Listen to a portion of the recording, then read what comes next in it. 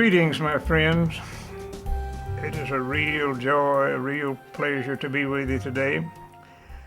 I want to thank you for all your kind words of encouragement that you've given me over the past months, and especially in the last few weeks. And I will say that you helped me to keep on keeping on. When I was made the official historian of both cities here, I promised that night that I would keep on as long as I have life and breath. If I'm able to move at all, I'm going to keep on trying to give Bristol as good a history as any city ever had. To that end, we're working today and talking with you today. It is Black History Month, and in connection with that, I want to tell you a story. I do appreciate the hundreds of black friends that I have in this city. Many of them are very supportive of me, and I appreciate that very, very much. Perhaps at least one of the most famous black people that ever lived in this city is one whose fame was in his day, and for many years he was all but forgotten. I had heard the story from several old people, especially one of my earliest informants who was born here in 1857. But mainly I got the details of his life and works from the late Hattie King Taylor, whom I never knew. She died in 1950, before I got here, but she left a priceless manuscript called A King on Beaver. Unfortunately, it was never published, and more unfortunately, the manuscript is now lost. But I was able to read most of it several years ago. And she gave more details about this person than I was able to obtain from any person living. Now, I guess you would say that this man's real rise to fame came from the fact that he was billed as the oldest man in the world, at least locally. I don't know that this ever took wind and got on the national press and came out in papers all over the country. I don't think that ever happened. People just didn't do much like that in those days. But locally, the area in this town, he was often called the oldest man in the world. And another, perhaps more interesting to a lot of people in the time, and even today when I tell the story, is the fact that he became what only label I can think of would be a noted psychic. He had powers that no one else seemed to have.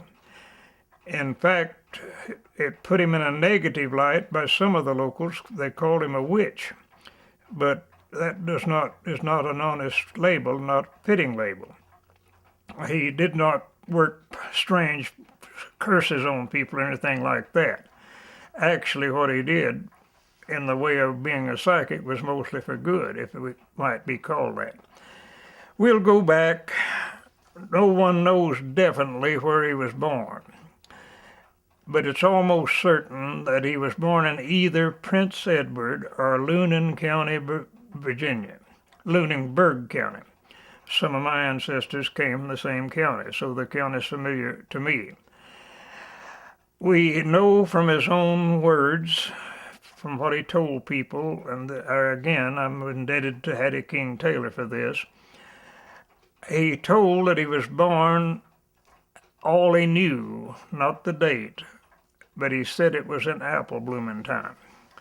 And the reason he remembered that was the fact that his mother told him it was so unusually hot, even though it was springtime, that she moved from the cabin, which had no windows, just a slave cabin on the plantation where he was born, and spread her a quilt or something down under an apple tree in the corner of the yard to give birth to him. And so he was born, he said, under a blooming apple tree. So that would place his birth probably in April. And the date also is a little doubtful, not to the point of destroying his record of being real old, but what we base our birth date on is the fact that he was sold as a slave in 1760.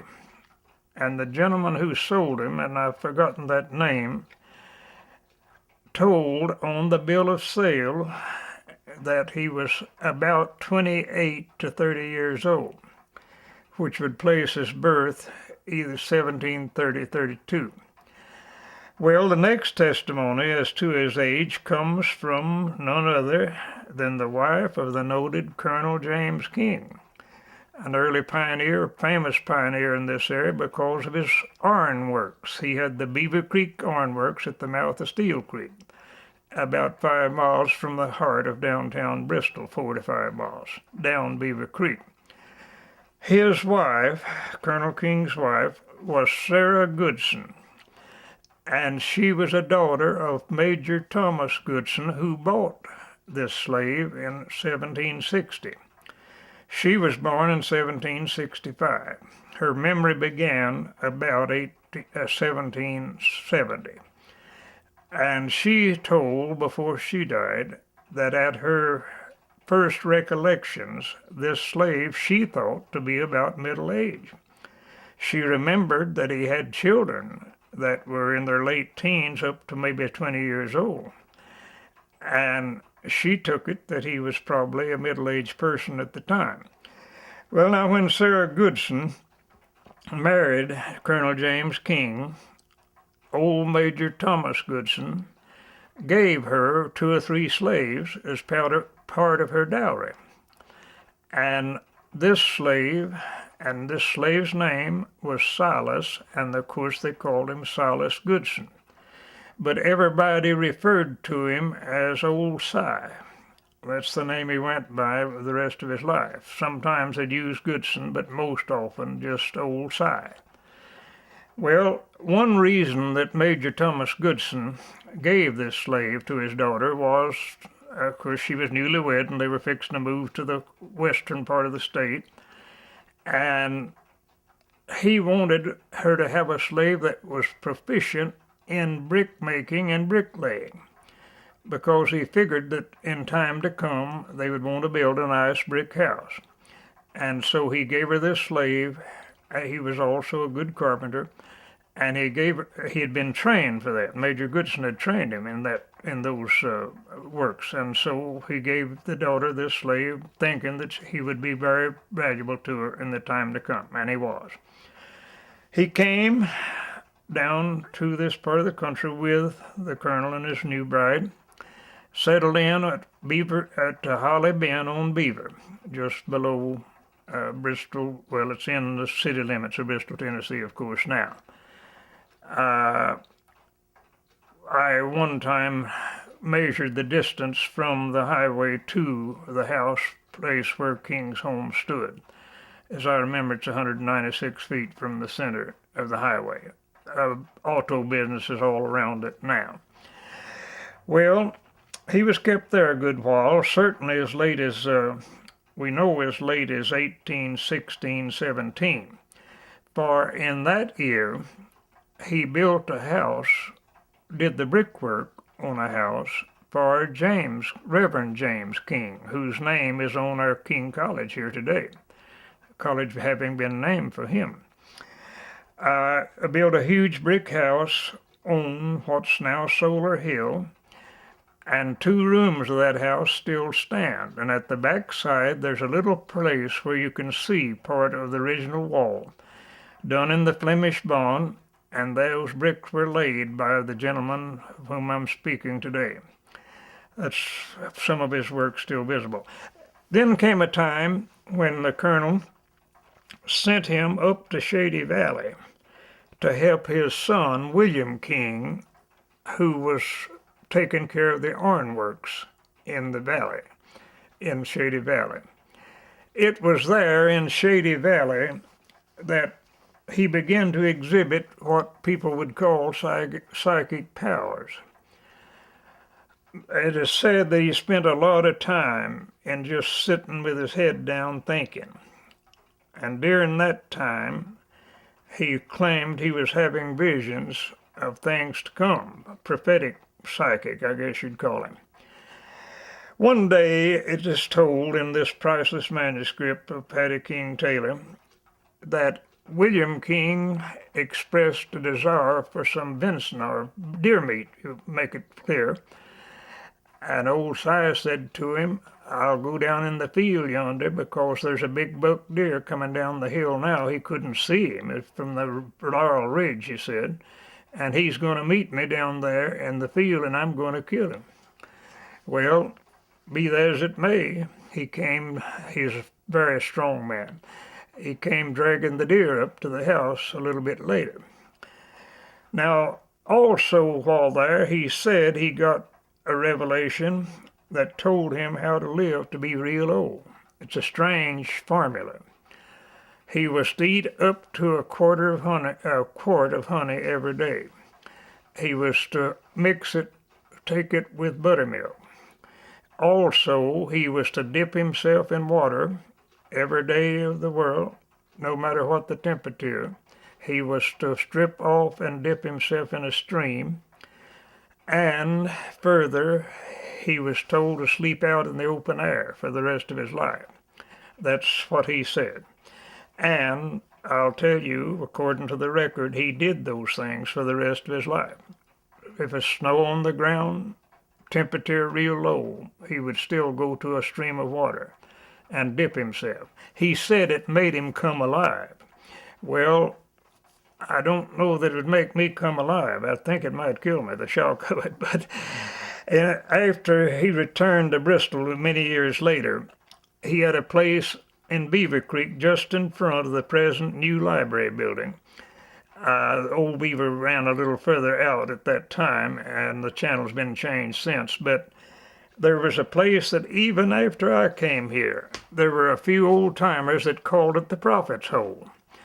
And the reason they called it that, there was a hole of water there where a spring branch ran into it. There was a nice spring where the library is now, and it had a little short branch running from it, and it emptied into Beaver there. So it must have been cold water. But there he would go every day, about daylight, and dip himself in the water. Then one day he came running from the field to where he called him Master William, where William was seated on his front porch watching the slaves as they worked in the fields. And he said, "Oh, Mr. William, I have awfully sorrowful," he called it sorrowful news, we'd call it sad news. And William said, "What is it?" He said, "Old Colonel King is dead." Well, no news had reached the valley at that time that Colonel King had died. "Oh, yes," this old slave said, "I saw him. He's lying under a tree by a big river, flowing gently by the sight, dead." Hours later, a rider came up the mountain from Holly Bend to Shady Valley. This was August 17th, 1825. And the rider who came up to the valley bore the news that Colonel King died today under a tree near Bluff City and the river, of course, Holston River flowing nearby. Facts proved out later that indeed the colonel had been to Jonesboro, returning home, had his slave known as Big Richard with him that always helped him around a lot in his old days. He had complained of severe chest pains and wanted to rest, and Big Richard had picked him up from the wagon and laid him under a big tree near the river crossing, Old Schultz Ford, at Bluff City, and there he died. After the death of Colonel King, and then a few years later, the death of William King, he was brought down the mountain from the ironworks to live with James King and his family, that is, with Reverend James King, who at the time had the home on the hill, part of which still stands about 2 blocks from where this show is being made. And there he spent many, many years of his life. Well, he still had to have his honey source, And Reverend King said, yes, you can have your quart of honey every day if you can provide enough hives for our bee yard. He would say, well, over yonder on the knob, there's 2, 3 big trees in a row, all full of bees and honey. He didn't know about it except through his whatever perception he had. So they went over and got the trees, and that continued. If there was a need for honey, he'd say, there's a tree on a certain hill over yonder. I've done seeded, he'd say in my dream. And away they would go and find the honey. The beehive grew at Reverend King's home until there was over 200 hives behind the old house over now standing at 54 King Street, part of it standing. So he always had his honey. He had a bed in the yard. He slept under the stars every night. He said he's getting that air from Shady Valley, that draining down into the valley. He needed that mountain air. Well, there again, he began to issue prophecies. For one thing, William, not the William I've just spoken of, but the William who was the son of Reverend James, was making a doctor. But the Mexican War came up and he had to go to war. I have letters right here in this house that he wrote during the Mexican War and sent back here. They rejoiced when the letter came saying that he'd be home soon. The war was over and he'd be home soon. Well, all rejoiced except old Si. And old Si, shaking his head sadly, said, no, William King will never be home. I've already seen him going down, down, down in the deep waters and mountains of waters closing over him. Within 50 feet, not too far, within 25 or 30 feet from where I'm sitting, there is a letter that tells that on the way across the Gulf from Mexico to New Orleans, about 2 days out of New Orleans, William King sickened and died. And he was buried at sea. Indeed, he went down, down in the waters, and mountains of water closed over him. Then came a statement one day in 1846. He said 10 years from this year will be the coldest winter we've ever experienced in this whole area. 1856, 10 years later, was indeed as cold a winter as can be any record, and actually they were not keeping records then, but people brought the news down. Snow covered the ground straight for 3 months. You could not see the ground. And for weeks at a time, the nighttime temperature would reach 10 below, and 10 above in the daytime was high. Again, in the same old desk where the letter to which I referred is located, there is a letter written from this town to Egypt, Mississippi, telling about the awful winter that they were having here. Then came what was to us probably his most important prophecy. Bear in mind, he was getting very old now. In the 1840s, he was already several years over the 100 mark.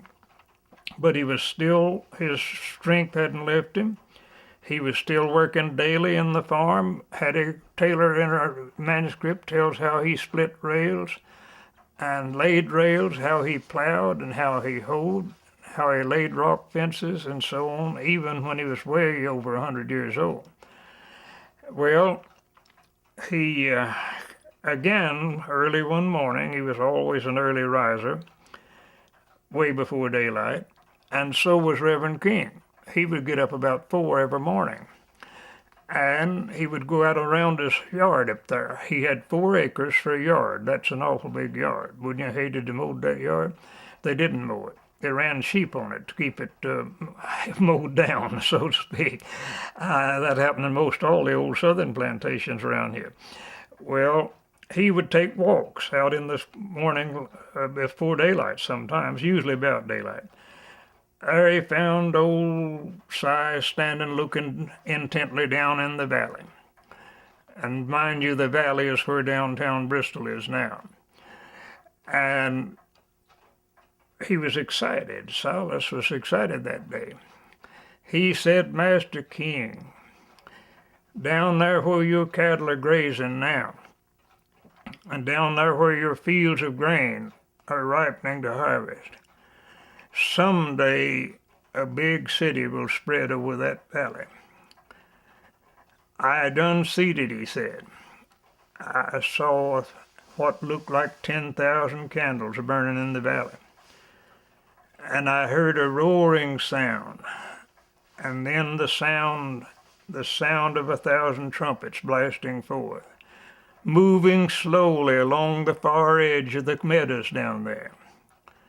Years later, the kings thought that the lights he saw were the lights of a city that would spread over the valley, and that the strange sound he heard indicated that trains were moving by. And of course, Bristol is here today because of the trains.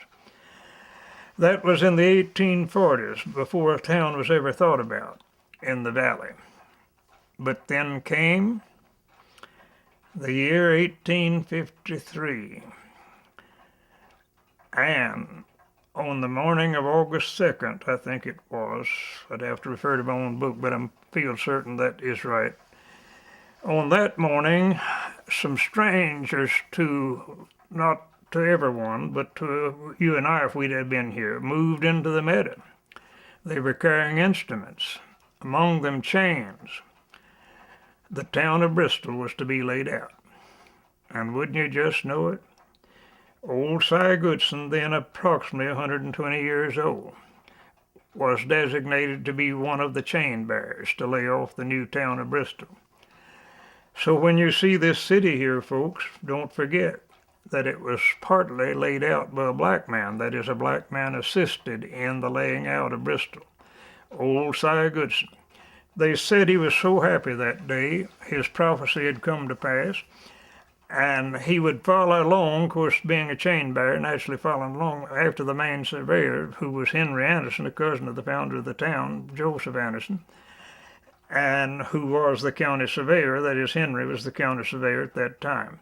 He'd follow along, and every once in a while he'd excitedly say, just as I seed it, it's just as I seed it. He was referring back to his vision that he claimed to have concerning a town that would be in the valley. He also told Reverend King that someday you're going to live on the old feedlot. The feedlot was on the what's now the northeast corner of Moore and State.